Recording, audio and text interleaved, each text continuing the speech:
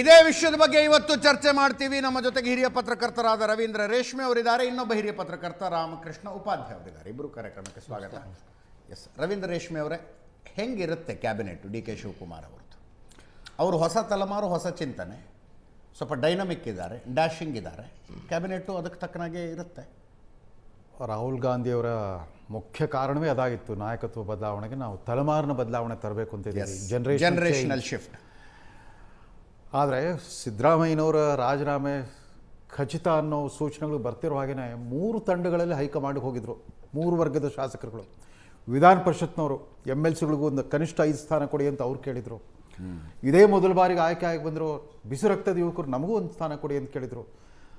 ಆಮೇಲೆ ಇದೇ ಮೊದಲ ಬಾರಿಗೆ ಸುಮಾರು 22 ಜನ ಸೀನಿಯರ್ಗಳು ಹೋಗಿದ್ರು. 6ರಿಂದ 8 ಸಾರಿ 9 ಸಾರಿ ಗೆದ್ದರು ಜಯಚಂದ್ರ ಹತ್ರದವರು ಕೂಡ ಹೈಕಮಾಂಡ್ಗೆ ಹೋಗಿದ್ರು. ಸೊ ಈ ಅರ್ಜಿ ಹಾಕಿ ಮಂತ್ರಿ ಬೇರೆ ಕೇಳೋ ಪ್ರವೃತ್ತಿ ಕಾಂಗ್ರೆಸ್ಸಲ್ಲಿ ಮೊದಲಿರಲಿಲ್ಲ. ಹೈಕಮಾಂಡ್ ಹೇಳಿದಾಗ ಕೇಳ್ಕೊಂಡು ಸುಮ್ಮನೆ ಇರ್ತಿದ್ರು. ಬಟ್ ಈಗ ಪ್ರತಿಯೊಂದು ವರ್ಗನೂ ಅಸರ್ಟ್ ಮಾಡ್ತಾ ಬಂದ್ಬಿಡ್ತಾವೆ.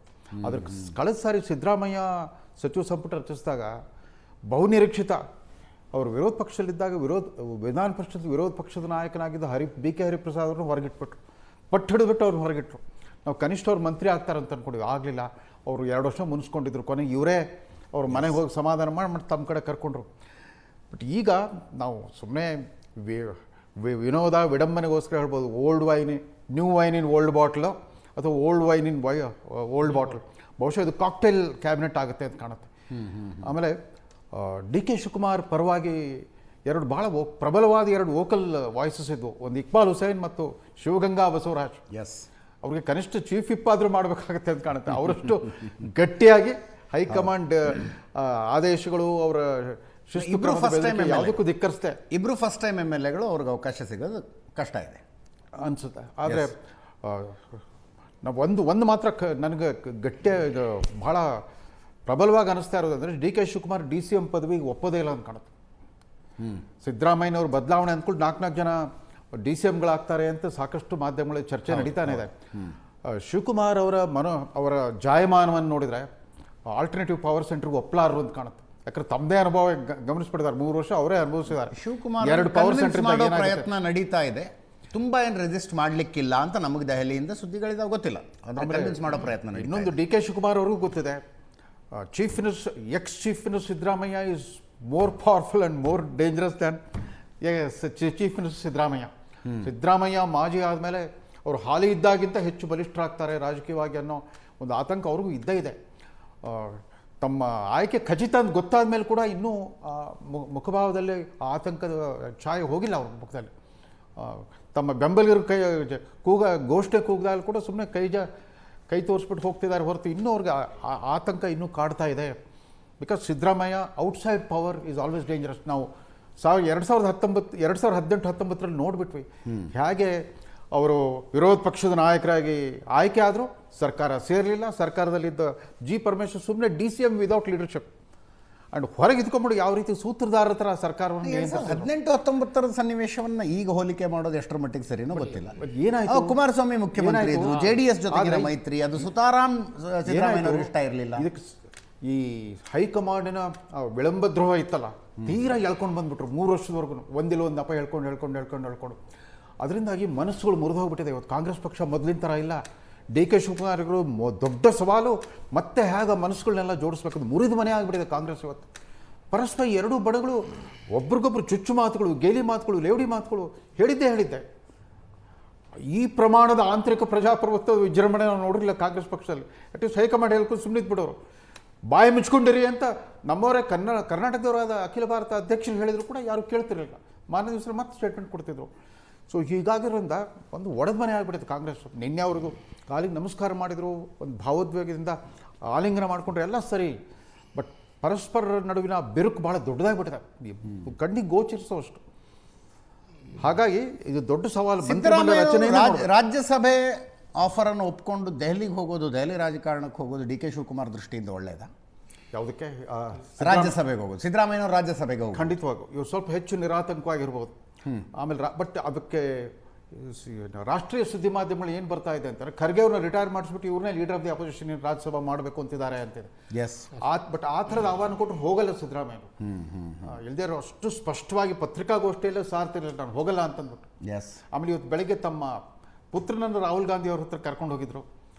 ಅದರ ಅವಶ್ಯಕತೆ ಏನಿರಲಿಲ್ಲ. ಸಿದ್ದರಾಮಯ್ಯ ಬೇಕು ಅಂತ ಕೊಟ್ಟೆ ಅವ್ರ ಮಗನ ಯಾವ ಪದವಿ ಬೇಕಾದ್ರೂ ಕೊಡ್ತಾರೆ.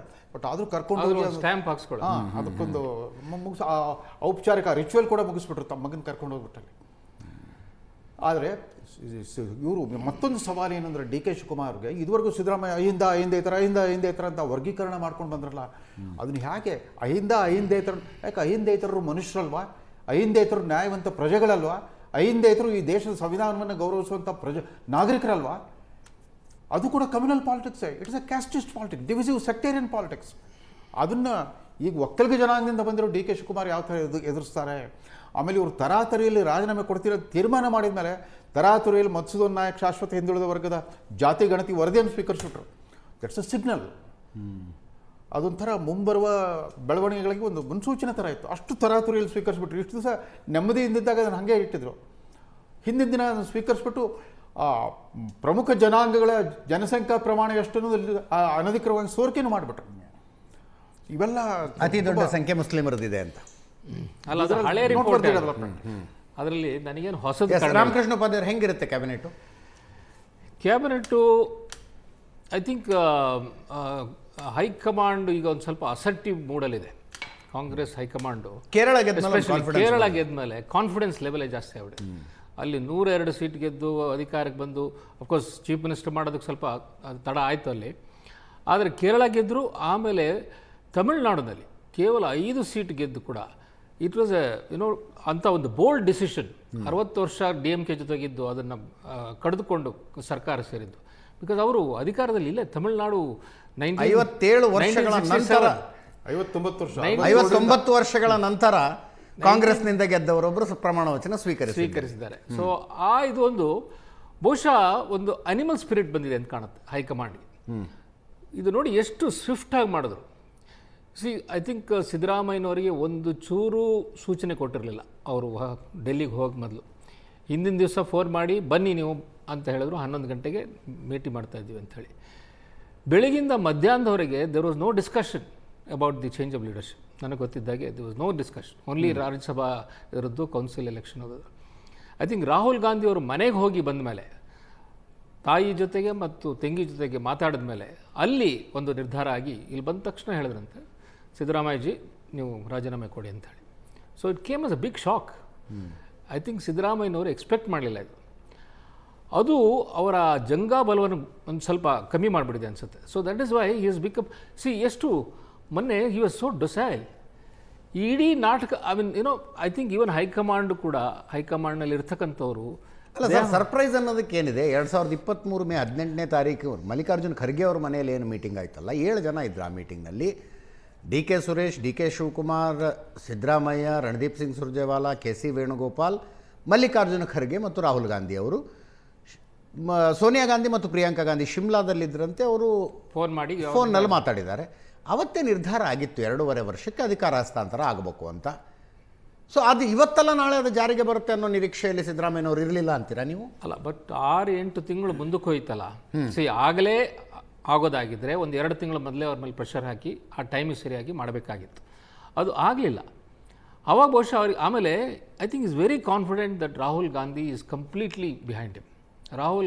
ಉಳಿದವರು ಏನೇ ಹೇಳಿ ರಾಹುಲ್ ಗಾಂಧಿ ನನ್ನ ಕೈ ಬಿಡಲ್ಲ ಅಂತ. ಯಾಕಂದರೆ he knows that only OBC chief minister in the country, ಆಮೇಲೆ ಸೀನಿಯರ್ ಪರ್ಸನ್ನು, ಆಮೇಲೆ ಅವರ ಒಂದು ಐಡಿಯಾಲಜಿನ ಒಪ್ಕೊಂತವ್ರವರು, ಆಮೇಲೆ ಮೋದಿಯವ್ರನ್ನ ಅವಾಗ ಅಟ್ಯಾಕ್ ಮಾಡಿ I think it's music to the ears of Rahul Gandhi. ಎಲ್ಲ ಅವ್ರ ದೃಷ್ಟಿಯಿಂದ ಅವರು ಒಂದು ರೀತಿ ಹತ್ತಿರ ಆಗಿದ್ರು ಇಬ್ಬರು. ಸೊ ಅದಕ್ಕಾಗಿ ಅವ್ರು ಹೇಳ್ತಾ ಇದ್ದು ಹೈಕಮಾಂಡ್ ಕೇಳಿದ್ರೆ ನಾನು ರಾಜೀನಾಮೆ ಕೊಟ್ಬಿಡ್ತೀನಿ ಅಂತ ಹೇಳಿ. ಬಟ್ ಕೇಳೇ ಬಿಟ್ಟಾಗ ಅದು ರಾಹುಲ್ ಗಾಂಧಿ ಅವರೇ ಕೇಳಿದಾಗ ಕೇಳೋದಿಲ್ಲ ಅಂತ ಅಷ್ಟು ಕಾನ್ಫಿಡೆನ್ಸ್ ಅನ್ಕೊಂಡು ಅಂತ ಕಾನ್ಫಿಡೆನ್ಸ್ ಇತ್ತು. ಅಫ್ಕೋರ್ಸ್ ಈಗ ಎಲ್ಲ ನಡೆದಿದೆ. ಬಟ್ ಈಗ ಅವರ ಶಿಷ್ಯಂದ್ರಲ್ಲಿ ಎಷ್ಟು ಜನನ ಒಳಗಡೆ ತೋರಿಸ್ಬೋದು ಇಂಪಾರ್ಟೆಂಟ್. ರಾಜ್ಯಸಭಾ ಖಂಡಿತ ಅವ್ರು ಹೋಗಲ್ಲ. ಆ್ಯಂಡ್ ಅವರಿಗೆ ನಾಯಕತ್ವದ ಸ್ಥಾನವೂ ಬೇಕಿಲ್ಲ ಅಲ್ಲಿ. Because it's not easy for him. ಅವರ ಜಾಯಮಾನಕ್ಕೆ ಅದು ಹೊಂದೋದಂಥದ್ದಲ್ಲ. ಮತ್ತು ನೀವು ಅವರು ಯಾವತ್ತೂ ದೆಹಲಿ ರಾಜಕೀಯ ಮಾಡಿದವರಲ್ಲ. ಮತ್ತು ಹಿಂದಿ ಇಂಪಾರ್ಟೆಂಟ್. ಅಲ್ಲಿ ಖರ್ಗೆ ಇರತಕ್ಕಂಥ ಒಂದು ಕಮಾಂಡು ಇವರಿಗಿಲ್ಲ. And so he is good. ನೆನ್ನೆ ಭಾಳ ಕ್ಲಿಯರ್ ಕಟ್ಟಾಗಿ ಹೇಳಿದ್ರಲ್ಲ, ನಾನು ಇಲ್ಲೇ ಇರ್ತೀನಿ, ನನ್ನ ರಾಜಕಾರಣ ಇಲ್ಲೇ ಮಾಡ್ತೀನಿ ಅಂತೇಳಿ. So that is a very very significant statement. ಅವ್ರು ಇಲ್ಲೇ ಇದ್ಕೊಂಡು ರಾಜಕಾರಣ ಮಾಡ್ತಕ್ಕಂಥದ್ದು. ಏನೋ I think Shivakumar will have to keep a watch, ಅವ್ರು ಏನು ಮಾಡ್ತಾರೆ ಏನು ಅಂತ. ಬಿಕಾಸ್ ಈಗಾಗಲೇ ಒಂದೊಂದು ಬಾಣ ಬಿಡ್ಲಿಕ್ಕೆ ಶುರು ಮಾಡಿದ್ದಾರೆ. ಈಗ ಕ್ಯಾಬಿನೆಟ್ ಫಾರ್ಮೇಷನ್ನಲ್ಲಿ ಅವರಿಗೆ ಎಷ್ಟು ಸಿಕ್ಕತ್ತೆ, ಅವರ ಏನೋ ಸಪೋರ್ಟರ್ಸ್ ಎಷ್ಟು ಜನ ಕ್ಯಾಬಿನೆಟಲ್ಲಿ ಬರ್ತಾರೆ ಅದನ್ನು ನೋಡಬೇಕಾಗುತ್ತೆ. I think it looks like maybe more than half of ಒಂದು ಆಶ್ಚರ್ಯಕರ ಸುದ್ದಿ ಮೊನ್ನೆಯಿಂದನೂ ದೆಹಲಿಯಿಂದ ಬರ್ತಾನೆ ಇದೆ. ಸಿದ್ದರಾಮಯ್ಯನವರು ತಮ್ಮ ಆಪ್ತರು ಇಂತಿಂಥವ್ರು ಕ್ಯಾಬಿನೆಟ್ನಲ್ಲಿ ಇರಲೇಬೇಕು, ಇವ್ರನ್ನ ಕೈ ಬಿಡಬೇಡಿ, ಇವ್ರನ್ನ ಚೆನ್ನಾಗಿ ನಡೆಸ್ಕೊಳ್ಳಿ ಅಂತೂ ಆ ಥರದ್ದೇನು ಸ್ಟ್ರೆಸ್ ಮಾಡಿ ಹೇಳ್ತಿಲ್ಲ ಅಂತ. Possible, because I think he has realised, I think almost half. ಏಕೆಂದರೆ ರಾಹುಲ್ ಗಾಂಧಿ ಭಾಳ ಕ್ಲಿಯರಾಗಿ ಹೇಳಿದ್ದಾರಂತೆ, ಯೂತ್ ಇರಬೇಕು ಬಿಲೋ 50 years ಅಂಥವ್ರನ್ನ ಸೆಲೆಕ್ಟ್ ಮಾಡಿ ಅಂತ ಹೇಳಿ. So which means that some of the seniors will have to go. ಈಗ ರಾಮಲಿಂಗಾರೆಡ್ಡಿ ಅಂತವ್ರು ಇರ್ಬೋದು, ಅಥವಾ ಮಹದೇವಪ್ಪ ಅಂತವ್ರು ಇರ್ಬೋದು. ನನಗನ್ಸುತ್ತೆ ಅವ್ರನ್ನೆಲ್ಲ ಬಿಟ್ಟಾಗ್ತದೆ. K J George also is not very confident. ನಾನು ರಾಜ್ಯಸಭೆಗೆ ಹೋಗ್ತೀನಿ, ರಾಜ್ಯಸಭೆಗೆ ಹೋಗ್ತೀನಿ ಅಂತ ಹೇಳ್ತಾ ಇದ್ದಾರೆ. So you would have probably stayed back, because ಅವರಿಗೆ ಒಳ್ಳೆ ಕನೆಕ್ಷನ್ ಇದೆ 10 ಜನರ ಜೊತೆಗೆ. ಸಣ್ಣ ವಯಸ್ಸಿನವರ ಕ್ಯಾಬಿನೆಟ್ಟೇ ಮಾಡ್ಕೊಂಡ್ಬಿಡ್ತೀನಿ ಅನ್ನೋದಕ್ಕಾಗೋದಿಲ್ಲ ಸರ್. ಅಲ್ಲ, ಇದು ಕರೆಕ್ಟ್. ನಾಳೆ ಸದನದಲ್ಲಿ ನಿಂತ್ಕೊಂಡು ವಿರೋಧ ಪಕ್ಷವನ್ನು ಎದುರಿಸೋದು ಅನುಭವ ಬೇಕಾಗತ್ತೆ, ಒಂದಷ್ಟು ಜನ ಇರ್ತಾರೆ, ಎಕ್ಸ್ಪೀರಿಯನ್ಸ್ ಬೇಕಾಗತ್ತೆ, ಒಂದಷ್ಟು ಜನ ಖಂಡಿತ ಇರ್ತಾರೆ. ಬಿಕಾಸ್ ಶಿವಕುಮಾರ್ ಜೊತೆ ಅಂಥ ಎಕ್ಸ್ಪೀರಿಯನ್ಸ್ ಇರ್ತಕ್ಕಂಥವ್ರು ಇಲ್ಲ. So is depending on lot of youth. ಅವರ ಕಡೆಯಿಂದ ಬರ್ತಕ್ಕಂಥವ್ರು ಡಿ ಕೆ ಶಿವಕುಮಾರ್ ಮುಖ್ಯಮಂತ್ರಿ ಆಗಬೇಕು ಅಂತ ವಾದ ಮಾಡ್ತಾ ಬಂದ್ರಲ್ಲ, ಅವರ ಪೈಕಿ ಬಹುತೇಕರು ಫಸ್ಟ್ ಟೈಮ್ ಎಮ್ ಎಲ್ ಎಗಳಾಗಿದ್ದಾರೆ. ಸೊ ಅವ್ರನ್ನ ಕ್ಯಾಬಿನೆಟ್ಗೆ ತೆಗೆದುಕೊಳ್ಳೋದಕ್ಕಾಗೋದಿಲ್ಲ. ಅವರು ಅದೊಂದು ಅಲಿಖಿತ ನಿಯಮ ಇದೆ ಕಾಂಗ್ರೆಸ್ನಲ್ಲಿ, ಮೊದಲ ಸಲ ಶಾಸಕರಾದವರಿಗೆ ಕ್ಯಾಬಿನೆಟ್ನಲ್ಲಿ ಸ್ಥಾನ ಇಲ್ಲ, ಜೂನಿಯರ್ ಮಿನಿಸ್ಟರ್ಸ್ ಆಗ್ತಾರೆ. ಎಸ್. ರವೀಂದ್ರ ರೇಷ್ಮೆ ಅವರೇ, ಇನ್ನೊಂದು ಚರ್ಚೆ ನಾವು ಮಾಡ್ತಾ ಇದ್ವಿ, ಅಹಿಂದ ಒಬ್ಬರೇ ಇರೋದು, ಇಡೀ ದೇಶದಲ್ಲಿ ಅಹಿಂದ ಮುಖ್ಯಮಂತ್ರಿ ಅಂತ ಇರೋದೇ ಸಿದ್ದರಾಮಯ್ಯನವರು, ಅವ್ರನ್ನ ಇಳಿಸ್ಬಿಡ್ತಾರ, ಅವರನ್ನು ಇಳಿಸಿ ಅಹಿಂದದವರೇ ಇನ್ನೊಬ್ಬರು ಯಾರಾದರೂ ಆಗುವ ಅವಕಾಶ ಇದ್ದರೆ ಇಳಿಸಬಹುದಾಗಿತ್ತೇನೋ, ಇಲ್ಲಿ ಮುಖ್ಯಮಂತ್ರಿ ಆಗಬೇಕು ಅಂತ ಕಾಯ್ತಾ ಇರೋರು ಒಕ್ಕಲಿಗರು, ಹಂಗಿದ್ದಾಗ ರಿಸ್ಕ್ ತಗೊಳ್ಳಿಕ್ಕಿಲ್ಲ ಅಂತ ಯಾಕೆ ತಗೊಂಡ್ರಿ? 2023 ಪೂರ್ವದಲ್ಲಿ ರಾಹುಲ್ ಗಾಂಧಿ ಎಂದೂ ಈ ಜಾತಿ ಅಸಮಾನತೆ ಮೀಸಲಾತಿ ಬಗ್ಗೆ ಮಾತಾಡ್ತಾ ಇರಲಿಲ್ಲ.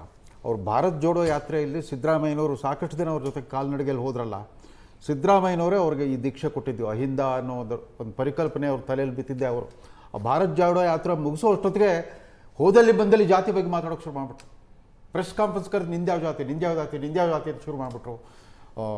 IAS ಆಫೀಸರ್ 90% ಬ್ರಾಹ್ಮಣರು, ಅದು ಇದೊಂದು ಮಾತಾಡಿ ಈ ಜಾತಿ ಅಸಮಾನತೆ ಮೀಸಲಾತಿ ಇತ್ಯಾದಿ ಅವ್ರಿಗೆ ದೀಕ್ಷೆ ಕೊಟ್ಟಿದ್ದೆ ಸಿದ್ದರಾಮಯ್ಯ. ಹಾಗಾಗಿ ರಾಹುಲ್ ಗಾಂಧಿ ಅವ್ರನ್ನ ಇತ್ತೀಚಿನ ಅಚ್ಚುಮೆಚ್ಚಿನ ಸೈದ್ಧಾಂತಿಕ ಪ್ರತಿಪಾದನೆ ಸೋಷಿಯಲ್ ಜಸ್ಟಿಸ್ ಹಾಗಾಗಿ ಅವ್ರಿಗೆ ಆತಂಕ ಇರ್ಬೋದು, ಸಿದ್ದರಾಮಯ್ಯನವ್ರು ಬಿಟ್ಟರೆ ಅಹಿಂದ ಆಗುತ್ತೆ. ಆದರೆ ಸಿದ್ದರಾಮಯ್ಯನವರ ವೀಕ್ನೆಸ್ ಅವ್ರಿಗೆ ಯಾವಾಗ ಮನವರಿಕೆ ಆಯಿತು ಅಂತಂದರೆ, ಯಾವಾಗ ಅವರ ಅತ್ಯಂತ ಗಟ್ಟಿ ಬೆಂಬಲಿಗ, ಭಾಳ ವೋಕಲ್ ಸಪೋರ್ಟರ್ KN ರಾಜಣ್ಣವ್ರನ್ನ ಅನಾಮತ್ತಾಗಿ ಡಿಸ್ಮಿಸ್ ಮಾಡಿದ್ರಲ್ಲ, ಸಿದ್ದರಾಮಯ್ಯನವರು ಅಸಹಾಯಕರಾಗ್ಬಿಟ್ರು. ಈ ಗುಡ್ ನಾಟ್ ಪ್ರೊಟೆಕ್ಟ್, ಅಟ್ಲೀಸ್ಟ್ ರಾಜೀನಾಮೆ ತೊಗೊಳ್ತೀವಿ, ಇಲ್ಲ ಯು ಶುಡ್ ಬಿ ಡಿಸ್ಮಿಸ್ಡ್ ಅಂತ ಹೇಳಿದ್ರು, ಡಿಸ್ಮಿಸ್ ಮಾಡಿಬಿಟ್ರು. ಆಮೇಲೆ ತೀರಾ ಇತ್ತೀಚೆಗೆ ಆ ದಾವಣಗೆರೆ ಬೈ ಎಲೆಕ್ಷನ್ ಮುಗಿತಾ ಇರುವಾಗೇ ಅವ್ರ political secretary Nazeer Ahmed relieved immediate effect, Abdul Jabbar expelled from the party. ಇಂಥ ಸಂದರ್ಭದಲ್ಲಿ ಸಿದ್ದರಾಮಯ್ಯನವರು ಅಸಹಾಯಕರಾಗ್ಬಿಟ್ರಲ್ಲ, ಅವಾಗ ರಾಹುಲ್ ಗಾಂಧಿ ಖಚಿತ ಆಗಿರ್ಬೋದು ಈ ತೀರ್ಮಾನ, ಈ Siddaramaiah is no longer that strong as we what Siddaramaiah thinks ಅನ್ನೋದಲ್ಲ ನಾನು ಕೇಳ್ತಾ ಇರೋದು, ವಾಟ್ OBC ಥಿಂಕ್ಸ್ ಅನ್ನೋದನ್ನು ಯೋಚನೆ ಮಾಡಬೇಕಾಗಿತ್ತು. ಆದರೂ ಈ ಧೈರ್ಯ ಹೆಂಗೆ ತಗೊಂಡ್ರು? ಆಮೇಲೆ ಇತ್ತೀಚಿನ ದಾವಣಗೆರೆ ಚುನಾವಣೆಯಲ್ಲಿ ಉಪಚುನಾವಣೆಯಲ್ಲಿ ನಡೆದ ಮುಸ್ಲಿಂ ಬಂಡಾಯ ತೀರಾ ಬಹಿರಂಗಕ್ಕೆ ಬಂದ್ಬಿಡ್ತು.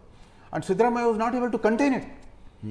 ಅದು ಕೂಡ ಅವ್ರ ಮೇಲೆ ಪ್ರಭಾವ ಬೀರುತ್ತೆ. Siddaramaiah is no longer as powerful as we believed him to be ಅಂತ. OBC ಇದು ಎಂಟೈರ್ ಇದು ಅವ್ರ ಕೈಲಿದೆ ಅಂತ ಅಂದ್ಕೊಂಡಿದ್ದು, ಹಾಗಿಲ್ಲ, ಬದಲಾವಣೆ ತರಬಹುದು ಅಂತ ಅನ್ಸಿರ್ಬೋದು. ಆಮೇಲೆ ಮೊನ್ನೆ ಸತೀಶನ್ ಎಂದೂ ಮಂತ್ರಿ ಕೂಡ ಆಗಿರಲಿಲ್ಲ. ಸತೀಶನ್ ಓಮನ್ ಚಾಂಡಿ ಮಂತ್ರಿಮಂಡಲದವ್ರು ಮಂತ್ರಿ ಮಾಡ್ಲಿಕ್ಕೂ ಬಿಟ್ಟಿರಲಿಲ್ಲ. ವಿರೋಧ ಪಕ್ಷದ ನಾಯಕನಾಗಿ ತನ್ನ ವ್ಯಕ್ತಿತ್ವವನ್ನು ತೋರಿಸ್ಬಿಟ್ಟು ಇವರು ತಮ್ಮ ಗರ್ಭಗುಡಿ ಪೂಜಾರಿ KC ವೇಣುಗೋಪಾಲ್ ಹೇರ್ಲಿಕ್ಕೆ ಹೊರಟಾಗ 9 ದಿನ ಅವರು ಬೇರು ಮಟ್ಟದಲ್ಲಿ ಪ್ರತಿಭಟನೆ ನಡೆಸಿದ್ರಲ್ಲ, ಅವಾಗ ಜಾಗೃತರಾಗಿದ್ದಾರೆ ರಾಹುಲ್ ಗಾಂಧಿ. ಎಲ್ಲ ಒಂದು ಕಡೆ ಬದಲಾವಣೆ ತರಬೇಕು ಅಂತ. ಆ್ಯಂಡ್ DK ಶಿವಕುಮಾರ್ಗೆ ಸರಿಸಾಟಿಯಾದ ಪ್ರದೇಶ್ ಕಾಂಗ್ರೆಸ್ ಅಧ್ಯಕ್ಷ ಯಾವ ರಾಜ್ಯದಲ್ಲೂ ಇವತ್ತು ಕಾಂಗ್ರೆಸ್ಗೆ. Nobody has that impactful personality, crisis manager. ನೋಡಿ, ಈಗಾಗಲೇ ರಶೀದ್ ಕಿಡ್ವಾಯಿ ಅನ್ನೊಬ್ಬ ಹಿರಿಯ ಪತ್ರಕರ್ತ ಅವರು ಬಯೋಗ್ರಫಿ ಬರೆದ್ಬಿಟ್ಟಿದ್ದಾರೆ. Congress crisis manager, kingmaker ಅಂತ ಅಂದ್ಬಿಟ್ಟು ಬರ್ತಾ ಇದ್ದೀವಿ ಜುಲೈನಲ್ಲಿ. ಅಂದರೆ ಅಲ್ಲ, ರಾಷ್ಟ್ರ ಮಟ್ಟದಲ್ಲಿ ಗಮನ ಸೆಳೆದ್ಬಿಟ್ಟಿದ್ದಾರೆ, ಬರೀ ಪ್ರದೇಶ್ ಕಾಂಗ್ರೆಸ್ ಅಧ್ಯಕ್ಷ ಮತ್ತಿದಾಗಿಟ್ಟು. ಹಾಗಾಗಿ ಆ ಅನಿವಾರ್ಯತೆಯನ್ನು ಸಿದ್ದರಾಮಯ್ಯನವರು ಅರ್ಥ ಮಾಡ್ಕೊಂಡ್ಬಿಟ್ಟು ಯಾವಾಗ ದೇವರಾಜ್ ಅರಸು ರೆಕಾರ್ಡ್ ಬ್ರೇಕ್ ಮಾಡಿದ್ರು January 7, 8, ಅದಾದ ನಂತರ ಅವರೇ ಸ್ವಯಂ ಪ್ರೇರಿತವಾಗಿ ಬಿಟ್ಟು ಕೊಟ್ಟಿದ್ರೆ ಹೆಚ್ಚು ಅದಕ್ಕೆ ಶೋಭೆ ತರ್ತಾ ಇತ್ತು ಆ ನಿರ್ಧಾರಕ್ಕೆ. ಅದೇ ಇದು ಸರಿ, ತ್ಯಾಗ ಯಾರು ಅಂತ ಬಿಟ್ಕೊಡ್ತಾರೆ? ಅನ್ಸ್ಲಿಲ್ಲ. ಇದು ಒಳ್ಳೆ ಕಥೆ ಇದು ಅಲ್ಲ? ತ್ಯಾಗ ಅಂತ ಅನ್ಸ್ಲಿಲ್ಲ. ಹೈಕಮಾಂಡ್ ಹೇಳಿದ್ರಿಂದ ಬಿಟ್ಟೆ, ಹೈಕಮಾಂಡ್ ಹೇಳಿದ್ರಿಂದ ಬಿಟ್ಟೆ ಅಂತಾನೆ ಅವ್ರು ಹೇಳ್ತಾ ಅಲ್ಲ ಬಂದ್ರು.